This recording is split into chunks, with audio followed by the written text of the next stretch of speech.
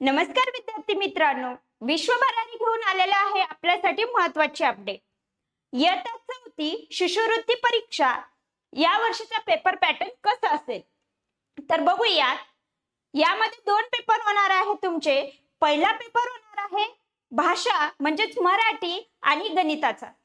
मग मराठीमध्ये तुम्हाला प्रत्येकी 25 प्रश्न 50 गुणासाठी असणार आहे। इथे प्रत्येक प्रश्नाला 2 मार्क असणार आहे। मग गणित या विषयाच्या पेपर मध्ये तुम्हाला प्रत्येकी 50 प्रश्न 100 गुणासाठी असतील। यासाठी लागणारा वेळ आहे 90 मिनिटे म्हणजे 1.5 तास। त्यानंतर पेपर तुमचा भाग 2 पेपर 2 मध्ये असणार आहे इंग्लिश 25 प्रश्न 50 गुणासाठी, तसेच बुद्धिमत्ता चाचणी 50 प्रश्न 100 गुणासाठी। मग दोन्ही पेपर तुमचे प्रत्येकी 75 प्रश्न 150 मार्कासाठी असणार आहे आणि प्रत्येक पेपरला वेळ लागणार आहे तुमच्या 90 मिनिटं म्हणजे 1.5 तास पद्धतीने आपला पेपर पॅटर्न असणार आहे।